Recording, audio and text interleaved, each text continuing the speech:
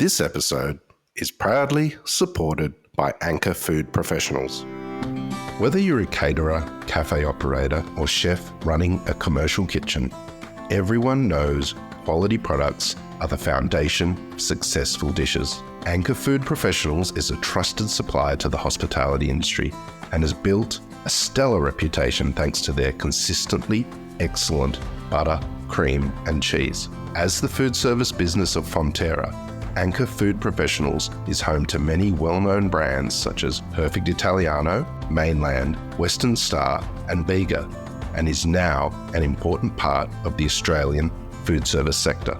Anchor Food Professionals has a history of innovation and expertise in sustainable dairying that delivers a world-class product portfolio.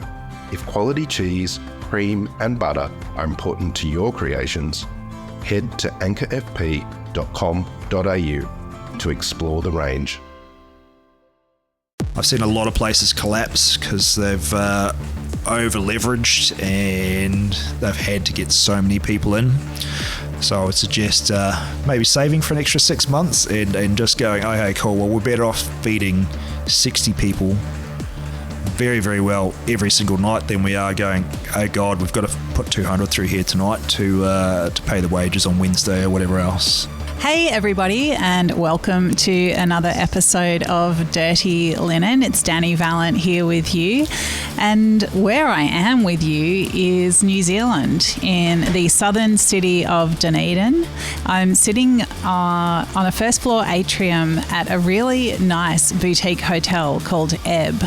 It's a really delightful place to stay. There is art on the external walls. Well, external to the rooms and internal to the atrium. I don't know how to describe it, but it looks really great. And I'm sitting here with Jack Bradbury, who runs the food offering here at Ebb. Ebb Kitchen is open for breakfast, lunch, and some dinners, and it is a really nice place to eat. Was happy to have dinner there last night. Jack, welcome to Dirty Linen. Thanks. Welcome to Dunedin. Tell us where we're sitting, because this is a pretty cool spot. Yeah, so this is the first floor, I guess, of the atrium, which also acts as the corridor, which is open air until it rains, and then the louvers close with gardens and art all around. It is, you're right, it's hard to explain. It's hard to explain. I guess you have to jump online and have a look. It's it's a stunning spot. It's a really great spot. And tell us about Ebb Kitchen. How do you come to be doing that, and what can people expect when they go there? So, Ebb Kitchen has been, I guess, a long time in the making through various other businesses that I've had in Dunedin, and the opportunity came up about 6 months ago. So we jumped in and we're having a go at it. And what about the hotel itself? Because, I mean, usually boutique hotels are, well, they're my favourite places to stay in cities because you get that more intimate experience. But they're often part of a larger organisation. This one's a little bit different, isn't it? This is privately owned. Yeah. And who's behind it? So we have Dylan and Frank and Karen, Frank's wife as well, and I think a few directors or a few shareholders anyways as well, but it's privately owned, so it's good. It's more intimate, it's more personal, and you know, when you're running a food operation, it's really quite good to be quite close to those who are owning the place, as opposed to, you know, a far off distant landlord or a bunch of shareholders who are really bottom line focused. Whereas with these guys, they really care about the project, and they just want to see it succeed and be the best in Dunedin, which I think it is. Yeah, well, when I was scouting around for somewhere to stay here, it definitely seemed like the best option. It's been open since 2022 and has won a bunch of design awards. It's a really striking design and fit out. And I guess, you know, when you think about hotel dining, you want something that's a bit of a signature as well. I mean, what is it that you try to add to the Ebb offering at the kitchen? Yeah, so the challenge is for us to match the experience with the hotel and the way it is and how it sits and how it reads, I suppose, would be the difficult one. But also at the same time providing something a little different for Dunedin that you can't get here. You know, quite often you see the same sort of bits and pieces regurgitated through over and over again, I guess because they make money, whereas we're we're trying to do something a little different, a little bit unique, and focusing quite a lot on provenance is more important than people give it credit for. So, searching out those suppliers where we can get great products, very little. The idea is, we've started out as best we can, but the idea is to get everything onshore, basically, if not Otago. So a lot of our wines are from central Otago, if not within the South Island, as much as we can.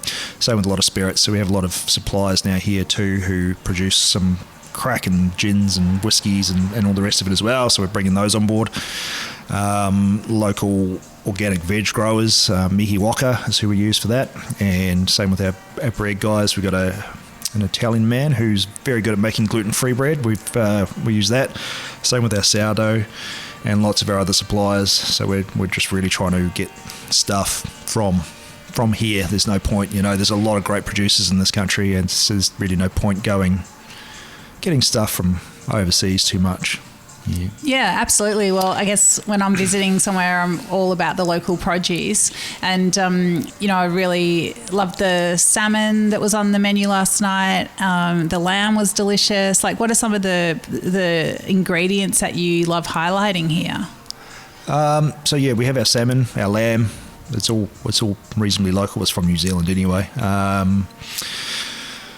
Everything we use, we get as local and as fresh as possible.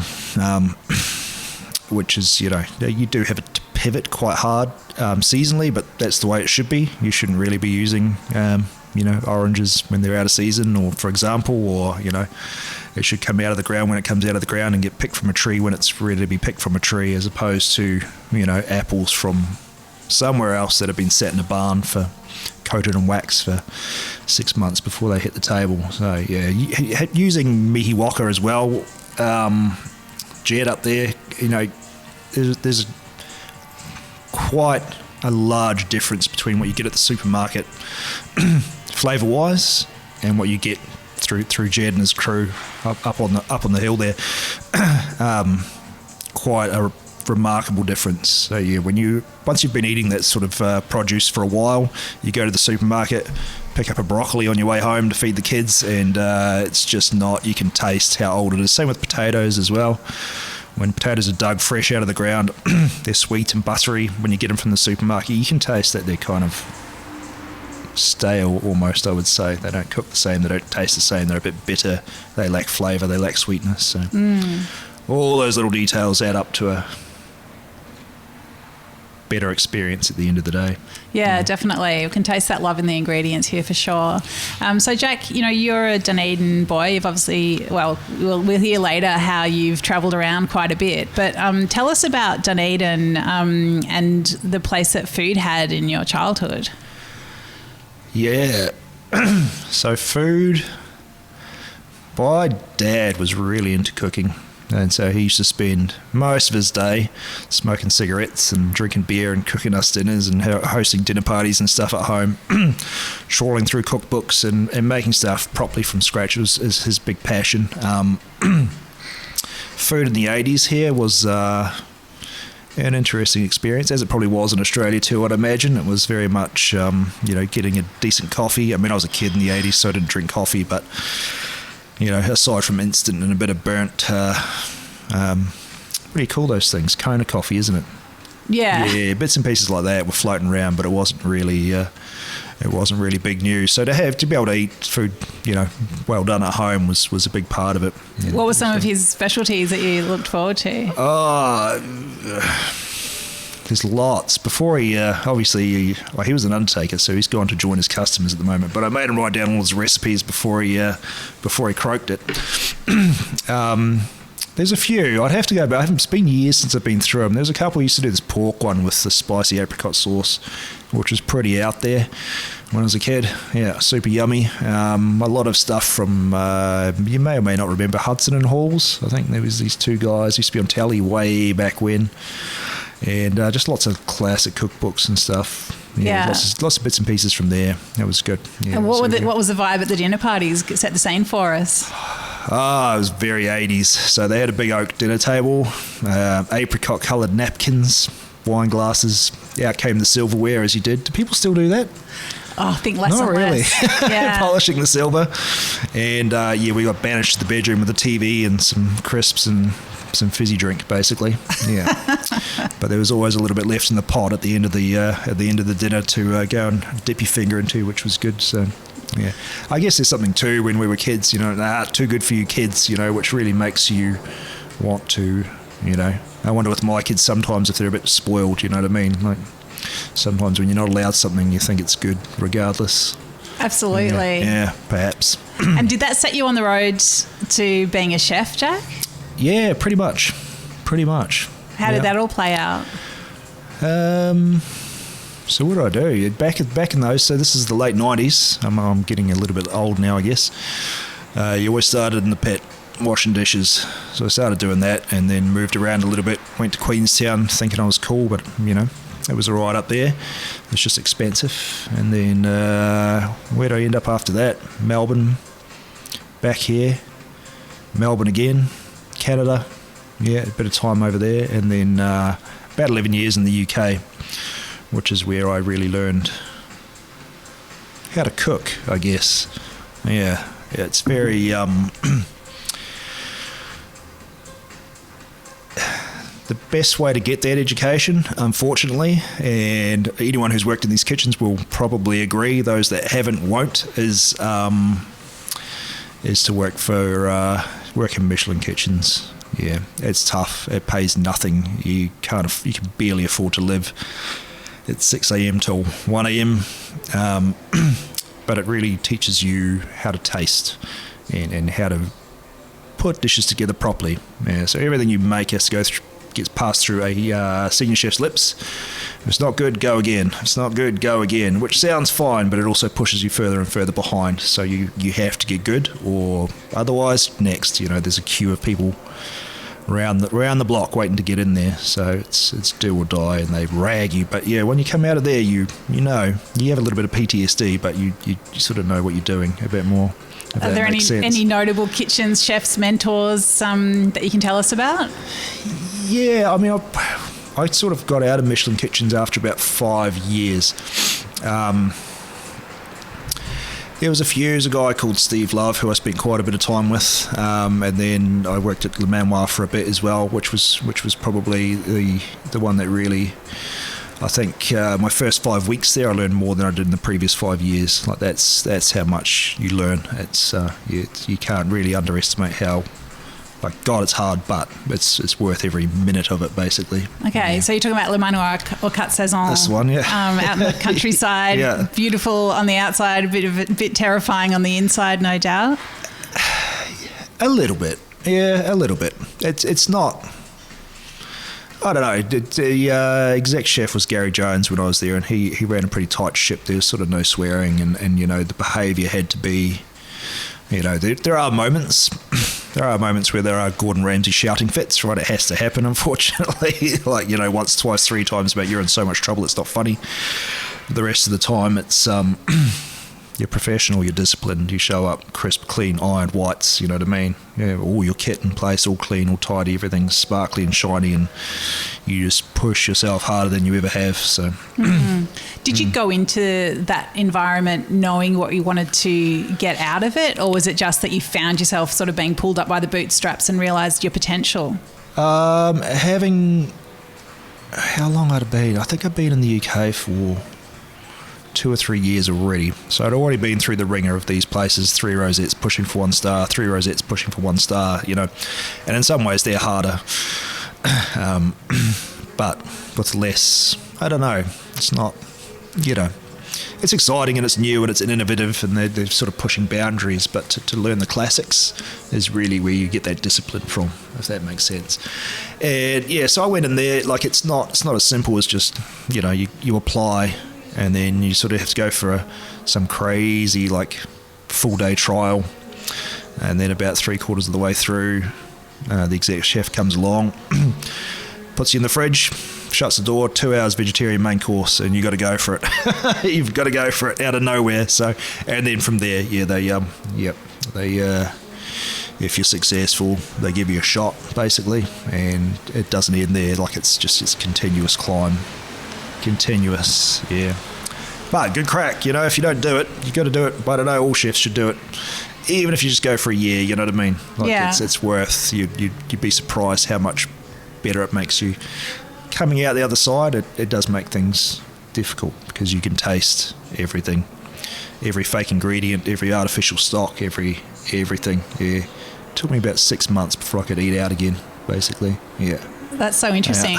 Yeah. Did you come back to Dunedin from there?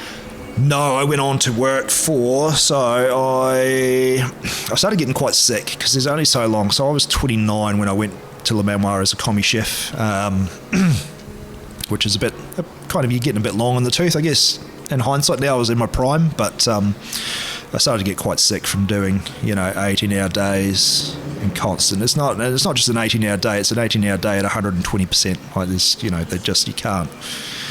Anything less and you either can't make service or you're in trouble. So I got out of that and then went to work for, I guess, what I considered the UK's leading hospitality company.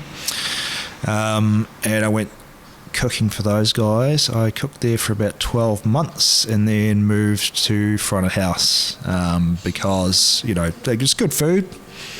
But having come from doing what I was doing, I guess it was a little boring.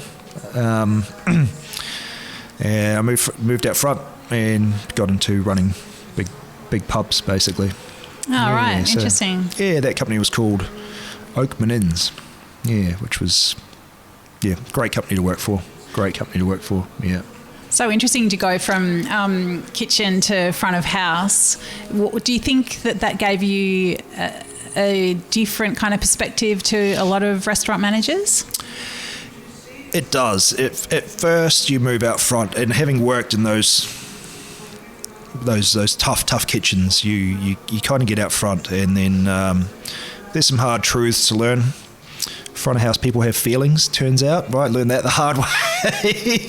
You can't, kitchens are very military. Well, those kitchens are anyway in operation. The front of house is a little bit different, but then the whole operation is different. Like, and then actually you are there to, if you're having a bad day, it does show in the experience, right? So the, front of house do need to, be in a positive mindset if they're going to deliver a quality experience, basically. And from there, you learn a lot about business and what's good and what's not good, and what good service looks like. And it wasn't at a Michelin level by any stretch, but it was some good lessons learned.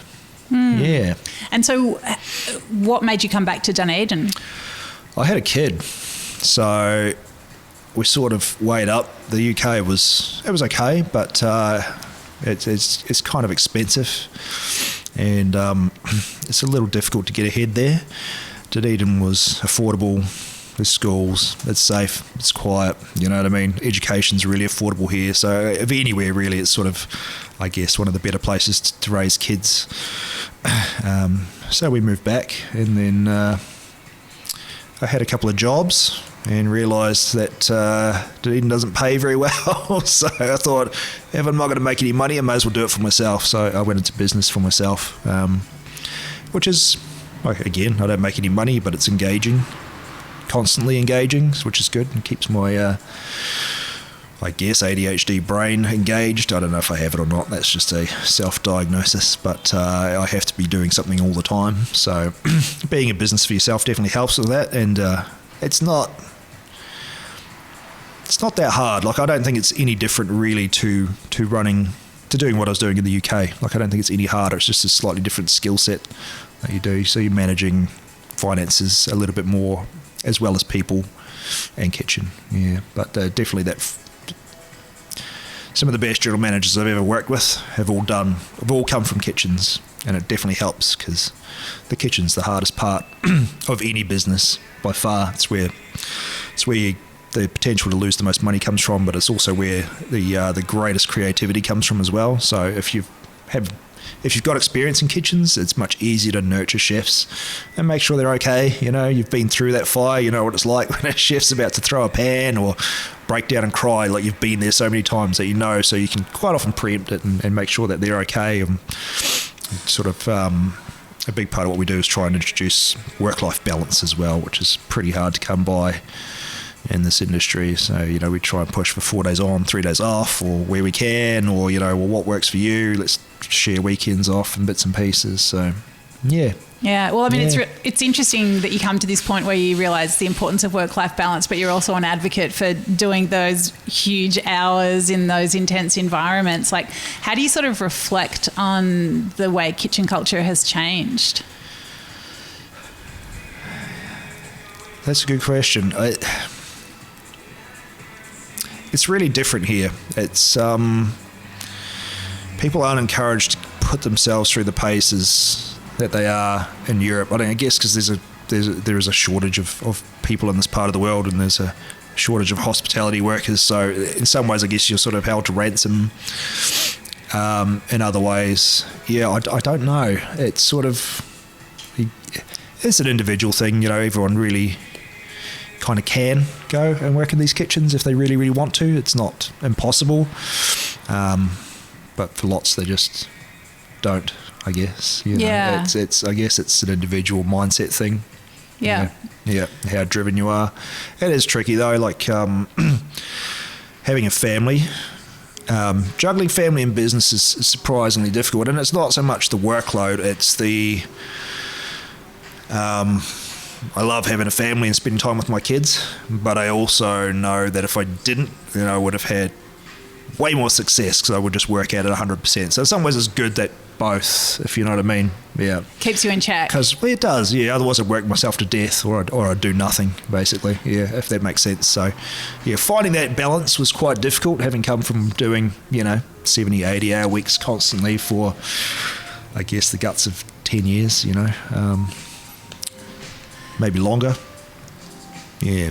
So it's good. And now, it's good. Life's good now. Yeah. Well, it's a pretty quiet town. I've only been here a day, but you've told me it's quiet.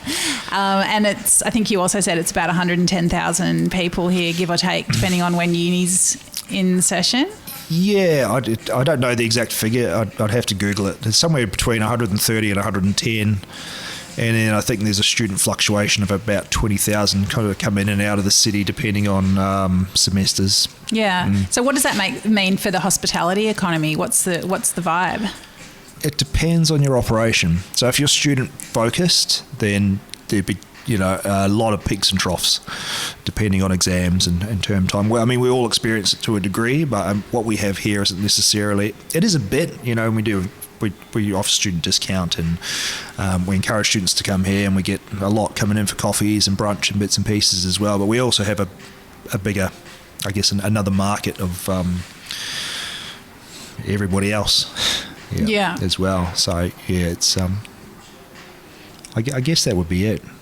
Tourism isn't what it used to be. So we used to have quite a large tourist market here, which was good as well. It's definitely it makes the busy times much busier, but since COVID, that's been a real slow burn. You look at Queenstown and places like that too that are still struggling.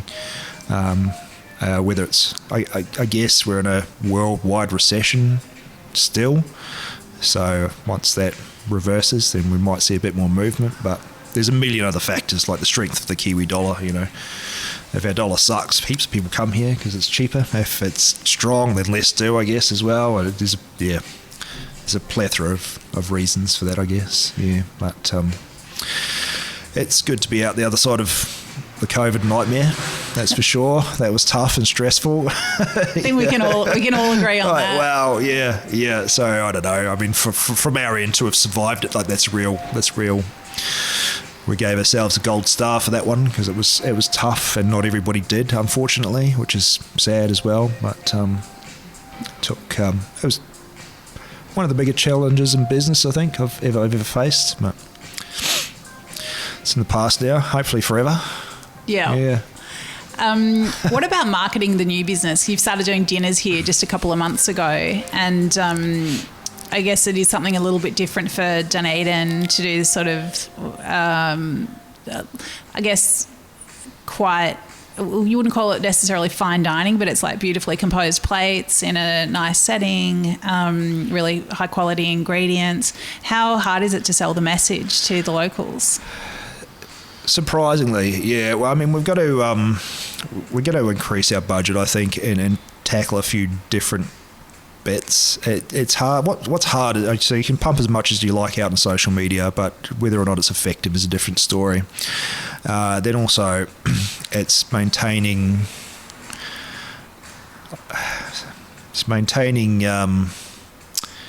It sounds like a dirty word, brand image, right? Or being on brand seems to be the cool way of saying it these days. So radio is effective, but how does radio reflect the hotel and the kitchen without a cheesy jingle, or you know what I mean? Like, it's quite, yeah. So we're going to explore a few different bits and pieces. The tried, true and tested is word of mouth, and you cannot, like, no matter what, even if I've tried ChatGPT and all these things, and they all come back with the same, like, the best one is always word of mouth. So in some ways, in a sleepy little city, the expectation, and we have budgeted for about a 6-month grind, which is usually it takes about 6 months for things to really start to take off and for people to change habits and bits and pieces here. It's which is another challenge when you're in a big city like Melbourne or Sydney or London or anywhere really. You sort of open the doors and there's a fresh crowd of people there that are just ready to try something new, whereas Dunedin is it's a little bit slower on the uptake, but so far the feedback's been really, really positive, like every single time. So they go away, tell their friends who tell their friends, and so on and so forth. So we just, but yeah, it's building. Like, each week's a little bit better than the week before, except for the obvious off seasons. You know, you got to take the hits then, but we're getting there. Yeah, well, it is a really nice offering, so I'm sure you will get there. We love to give people a bit of advice on this podcast, Jack, and I'm just wondering, you know, from your perspective, you've worked all through restaurants, all different kinds of restaurants. For somebody who's perhaps thinking of starting a business or is in those early stages, what are some of the, I guess, the mindset tricks or approaches that you think that might help them through those early months? Yeah, I haven't done this yet. My next business will be from scratch. So I intend on keeping a kitchen for a long time. I really, really like it. But I think if you're building something from scratch, you're at an advantage. So it's about having a clear vision and sticking to it, basically. Making sure that you've thought everything through really carefully, from the tables and chairs to the food, to the atmosphere, to the music, and just going for it, making sure. I've seen a lot of places collapse because they've over leveraged and they've had to get so many people in. So I would suggest maybe saving for an extra 6 months and just going, okay, cool, well, we're better off feeding 60 people very, very well every single night than we are going, oh God, we've got to put 200 through here tonight to pay the wages on Wednesday or whatever else, if that makes sense. That would be, yeah.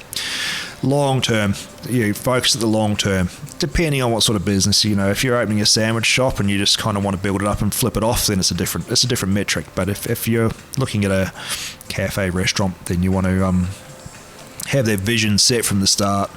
Doesn't mean you can't change it, but lock it in and sort of just refine it, and yeah, good. Yeah, I think that it sounds like the wisdom born of much experience. Many kitchens, many restaurants over the years. Yep. It's that would be the. Yeah, brilliant. Well, thanks so much for sharing with us today, sitting here in the beautiful atrium at Ebb-Dunedin. Wishing you all the best with Ebb Kitchen. Thank you. Getting that word of mouth happening. Fingers crossed. We'll get there. Awesome. Thank you. Thank you. This is Dirty Linen, and I'm Dani Valent. We air the issues that the hospitality industry finds hard to talk about, hearing from different people with unique perspectives. We want to hear from you as well. If you have something that needs to be said about a topic, get in touch so we can include your perspective. Contact us at dirtylinen@deepintheweeds.com.au or hit us up on Insta at Dirty Linen Podcast. We can't wait to hear from you. This